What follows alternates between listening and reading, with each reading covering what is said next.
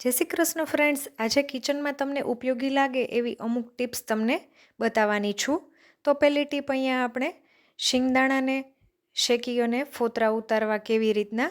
તો આપણે ચીકી બનાવતા હોય કે માંડવી પાક બનાવતા હોય ત્યારે આપણને શેકી અને ફોતરા ઉતારવામાં ઘણો બધો કચરો થઈ જાય છે. તો એના માટે આપણે એક અહીંયા ટીપ જોઈવાના છીએ. તો આપણે શિંગદાણાને મીડિયમ ગેસ ઉપર શેકી લેશું. શિંગદાણા શેકાઈ જાય એટલે આપણે એને ઠંડા કરી લેવાના છે. શિંગદાણા ઠંડા થઈ જાય પછી આપણે એક કોટનના કપડામાં એને લઈ લેશું. આ રીતે દાણા શેકાઈ જાય પછી ઠંડા કરી અને કોટનના કપડામાં લઈ અને બધા છેડા એના ભેગા કરી આપણે હાથથી અને આ રીતના પોટલી વાળી લેવાની છે એની. અને ફટાફટ દાણા છૂટા પડી જશે એક જ મિનિટમાં. હું તમને આગળ બતાવું છું. આ રીતના હાથથી પોટલી વાળી અને આપણે આ રીતે મસળી લેવાના છે હાથથી. તો એક જ મિનિટમાં દાણા અને ફોતરા બંને અલગ થઈ જશે અને જરા પણ કચરો પણ નહીં થાય. આ તમે એકસાથે ઘણા બધા શિંગદાણાના ફોતરા અલગ કરી શકો છો અને તમારું કામ આસાનીથી થઈ જાય છે. તો હું તમને હવે ખોલીને બતાવું છું. તો બધા દાણાના આપણે ફોતરા ઉતરી ગયા છે. જો અમુક દાણાના ફોતરા રહી ગયા હોય તો તમે હાથથી આ રીતના ઉતારી લેશું આપણે. હવે આપણે દાણામાંથી ફોતરાને અલગ કેવી રીતે કરશું. તો મેં અહીંયા એક વાસણ લીધું છે. એમાં આપણે તળવાનો જારો મૂકી દેશું અને એમાં આપણે બધા શિંગદાણાને લઈ લેવાના છે. હવે આપણે બધા શિંગદાણા લઈ લીધા. ત્યાર પછી આપણે જારાની મદદથી ફોતરા અને દાણાને અલગ કરી લેશું. તો આ રીતના જારો ચલાવતા જશું તો તમે જોઈ શકો છો ફોતરા સરસ દાણામાંથી અલગ થઈ ગયા છે. અને પ્લેટફોર્મ ઉપર જ આપણે આ કામ કરી શકીએ છીએ અને જરા પણ કચરો કે મેસ થતી નથી. તો આ ટીપ કેવી લાગી મને કમેન્ટ કરીને ચોક્કસથી જણાવજો. નેક્સ્ટ ટીપ આપણી છે, જ્યારે આપણે ડુંગળી સુધારતા હોઈએ છીએ ત્યારે આપણને આંખ બળવા લાગે છે અને આંખમાંથી આંસુ નીકળવા લાગે છે. તો આંસુ નીકળ્યા વિના આપણે આજે ડુંગળી કેવી રીતે સમારશું એ આપણે જોઈ લેશું. તો જેટલી આપણે ડુંગળી સમારવાની હોય એને આપણે એક ડીશમાં લઈ લેશું અને ડુંગળી સુધારતા પહેલાં આપણે 15થી 20 મિનિટ માટે એને ફ્રીઝરમાં મૂકી દેવાની છે. તો આપણે ફ્રીઝરમાં એને 15થી 20 મિનિટ માટે મૂકી દેશું. 15થી 20 મિનિટ થઈ જાય એટલે આપણે ડુંગળીને બહાર કાઢી લઈએ. 15થી 20 મિનિટ ફ્રીઝરમાં રાખી અને ડુંગળી સમારવાથી આંખમાંથી બિલકુલ આંસુ નહીં નીકળે. તો આ ટીપ ચોક્કસથી ટ્રાય કરજો.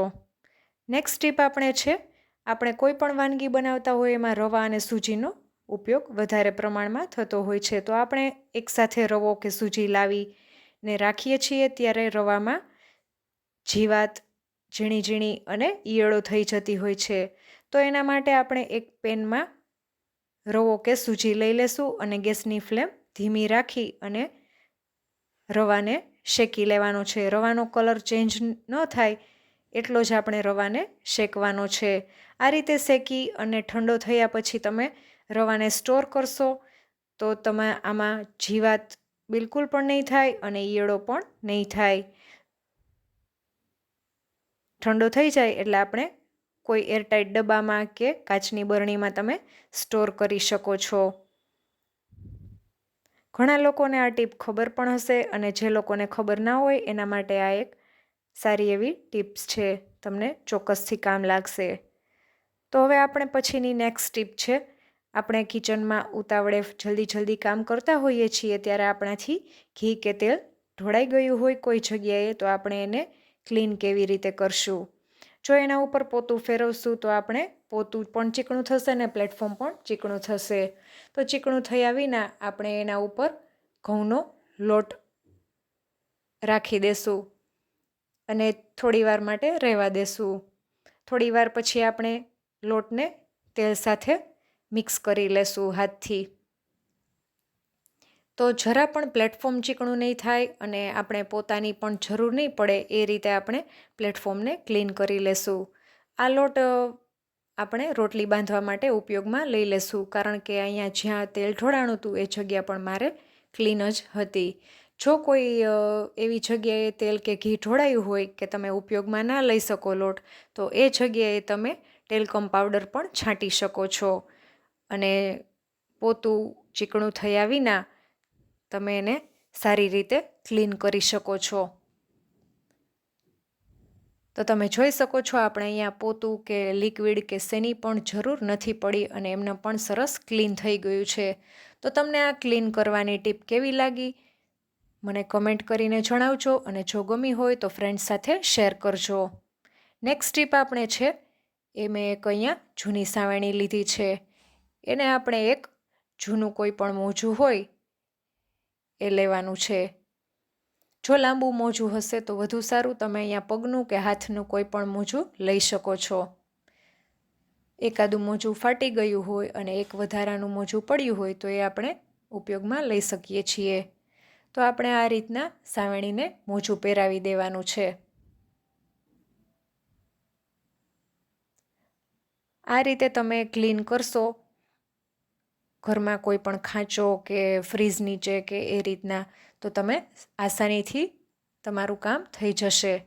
તો આ રીતે આપણે મોજું પહેરાવી અને મોજું નીકળે નહીં અને ફિટ રહે એના માટે આપણે એક રબર લેશું. તમે રબરની જગ્યાએ દોરો કે દોરી પણ બાંધી શકો છો, પણ હું અહીંયા રબર લગાવી દઉં છું જેથી કરીને આપણું મોજું નીકળી ના જાય ક્લીન કરતી વખતે. તો આપણે ફ્રીજ પાસેનો જે ખાંચો હોય છે ત્યાં આપણે સાવેણી તો ફેરવી શકીએ છીએ પણ પોતું નથી કરી શકતા. તો આ રીતે તમે મોજું ફેરવવાથી જે કાંઈ પણ ધૂળ ચોટી હશે એ સરસ મોજામાં આસાનીથી આવી જશે અને જગ્યા સરસ ક્લીન થઈ જશે. તમે જોઈ શકો છો બધી ધૂળ આપણી મોજામાં આવી ગઈ છે. હવે હું તમને એક બીજી રીતે પણ બતાવું છું. તો અહીંયા આપણે સાવેણી ખરાબ ન થાય એ રીતના મોજા ઉપર જ થોડું થોડું આપણે પાણી લઈ અને લગાવી દેશું. ફ્રેન્ડ્સ, ટેન્શન નહીં લેતા, કારણ કે આપણે અહીંયા મોજા સેજ ભીનું થાય એટલું જ આપણે પાણી લગાવવાના છીએ, એટલે સાવેણી તમારી બિલકુલ પણ ખરાબ નહીં થાય. આ રીતે આપણે હાથથી થોડું થોડું પાણી લગાવી દીધા પછી આપણે જે ખાંચો હતો ફ્રીજ પાસેનો ત્યાં આપણે પોતું કરતા હોય એ રીતના જ સરસ ક્લીન થઈ જશે. તમે જોઈ શકો છો બધી જ ધૂળ આપણી આવી ગઈ છે.